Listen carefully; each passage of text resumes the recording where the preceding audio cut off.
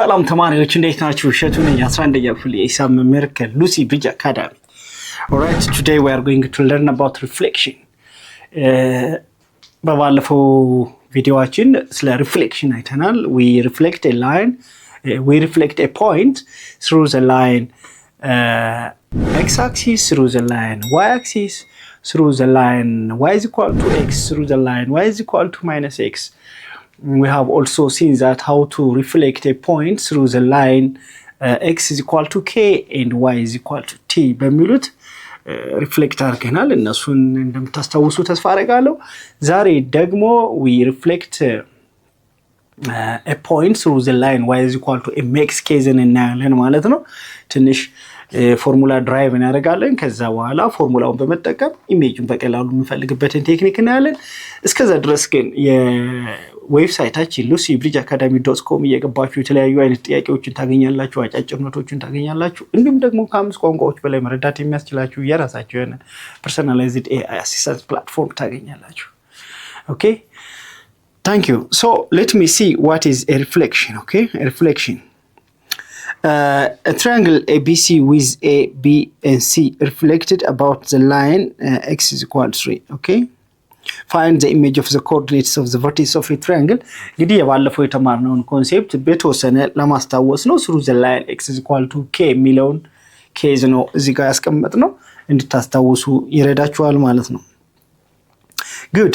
Now የትራያንግል A አለ ትራያንግል ተሰጥቶናል። የትራያንግሉን ምኖች ነው የተጠየቅነው? ኢሜጅስ። ኦኬ ትራያንግል A B and C ናቸው። ቨርቴክሱ ጊቭን ነው። ሶ ኢሜጁ ደግሞ ምን ይሆናል? A prime yes A prime B prime እና C prime እናገኛለን ማለት ነው። ግን አሁን ሪፍሌክት የተደረገበት ላይን ማን ነው? the line x is equal to 3 የሚለው ነው። በቀላሉ ፎርሙላውን በመጠቀም እንሰራለን ማለት ነው። Okay? Good. Look. So what is the image of x, y? When we reflect under the line x is equal to 3.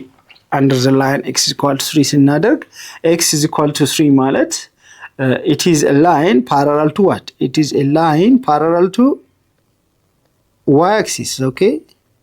It is a line parallel to x-axis and passes through the point 3 on the x-axis. So እዚህ ጋር የሆነ ፖይንት ብንወስድ ኢሜጁ በዚህ በኩል እናገኛለን p እና p prime. In this case የy value fixed ነው ማለት ነው። Okay? The value of y is fixed.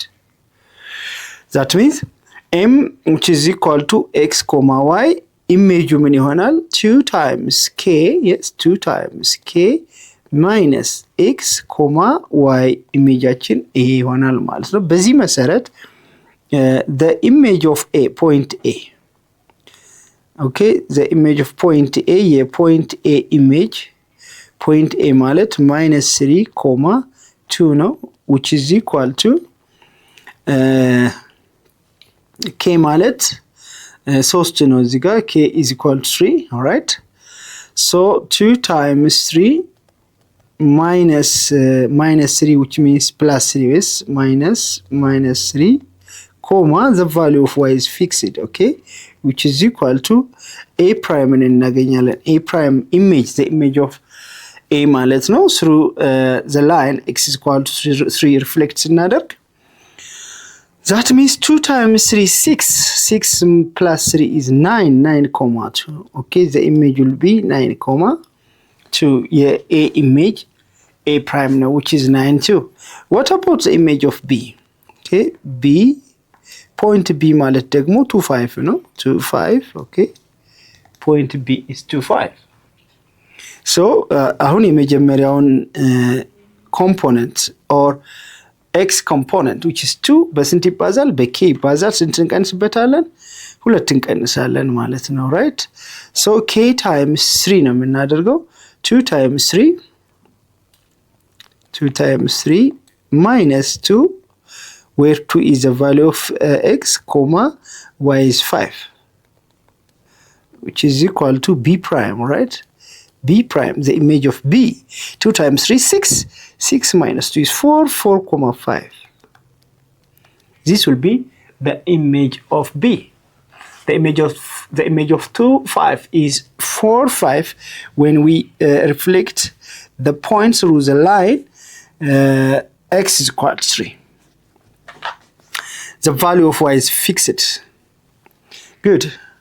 C, the last point C, which is 6, 3, is equal to 3 times or k, 2 times k, yes, 2 times where k is 3, minus 6, 5, which is equal to C prime. 2 times 3, 6 minus 6, 0, what? 0, 5 will be the image of C.